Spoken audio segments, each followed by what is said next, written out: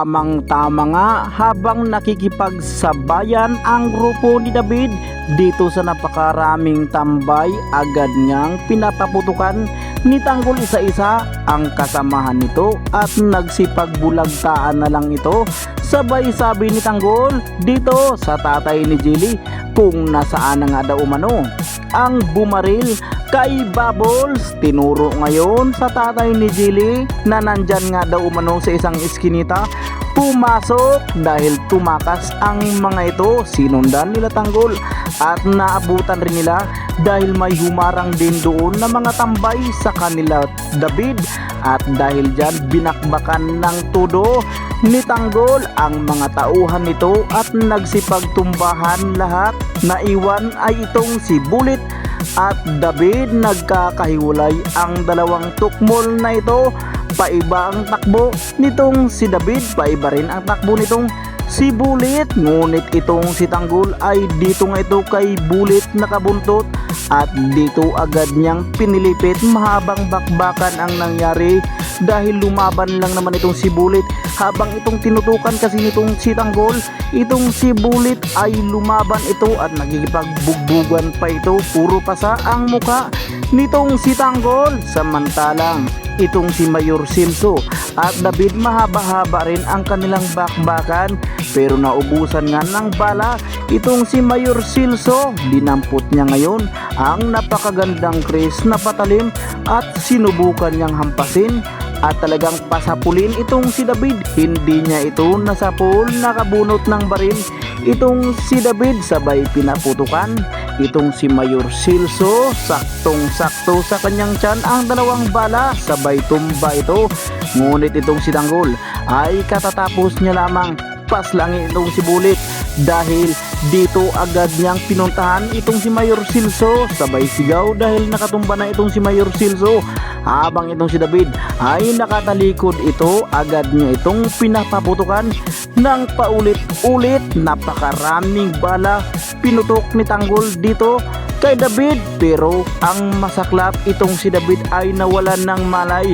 Dapat na lang inulunan itong si Tanggol itong si David. Sana ito ay burado na, pero nagkakamali nga itong si Tanggol dahil ang akala niya ay itong si David natusta na dahil halos 5 bala lang naman ang kanyang pinapakawalan sa katawan nitong si David. Bulagta itong si David at inaasahan ni Tanggol na ito ay natusta na sapagkat 5 bala nga ang tumama kay David, pero lahat ng iyon ay hindi tumagos at hindi nadaplisan itong si David. Nasaktan lang ito at nahimati. Kaya naman itong si Tanggol iniwan niya ito at itong si Mayor Silso lamang ang kanyang dinala at umalis sa naturang lugar. Kaya itong si Mayor Silso ay buhay na buhay ito.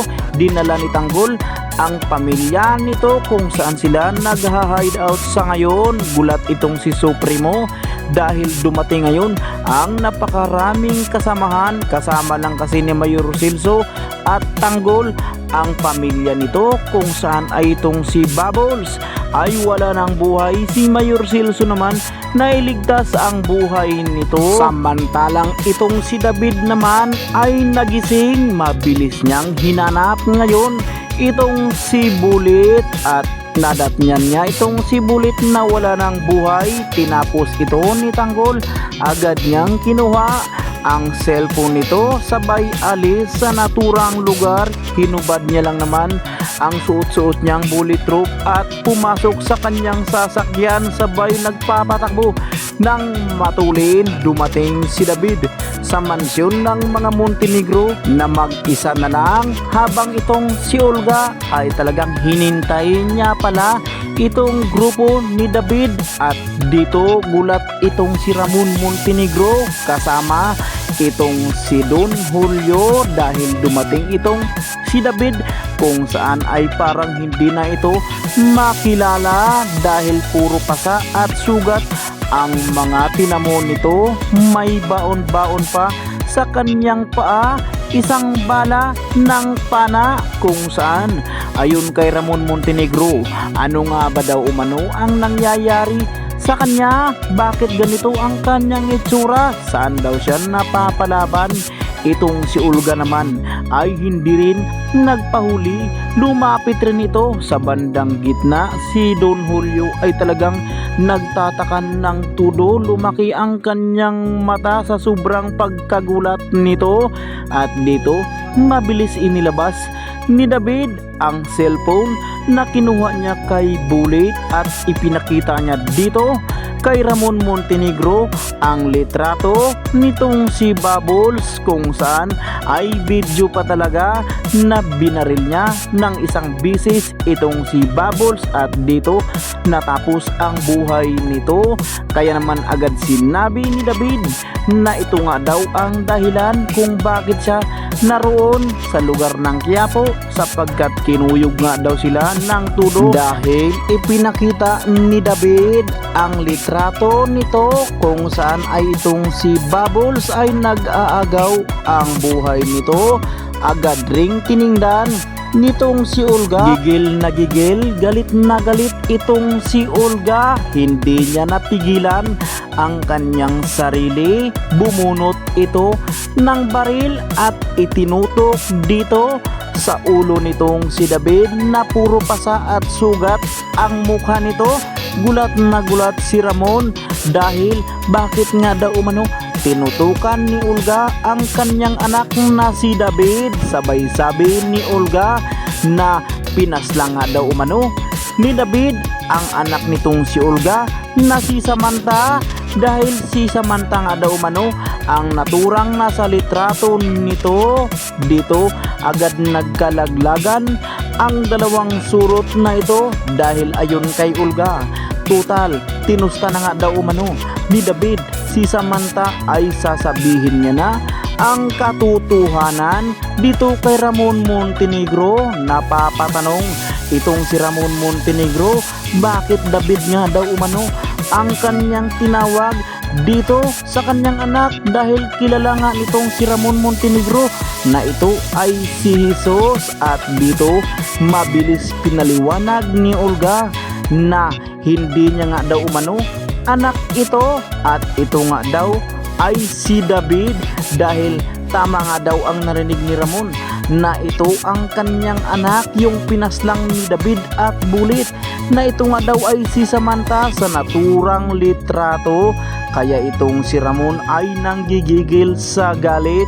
Sabay sabi, totoo ba daw umano lahat ang sinasabi nitong si Olga na ito ay hindi si Jesus at ito ay si David at hindi niya anak? Agad namang pinaliwanag ng todo ni Olga. Sana nga daw ay maniniwala itong si Ramon dito kay Olga, dahil hindi niya naman daw talaga umano anak ito, sapagkat ito nga daw ay anak nitong si Rigor di Magiba. Kaya tutukan natin yan dahil matinding gulo ang mangyayari dito sa pamilya Montenegro, sapagkat magsasalita lang naman itong si Don Julio, kung saan ay ayon dito kay Don Julio, napakasinungaling nga daw masyado nitong si Olga.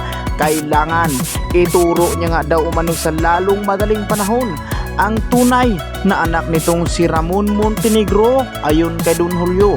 Buti na lang daw umano nangyayari ito sa impostor na anak nitong si Ramon na itong si David.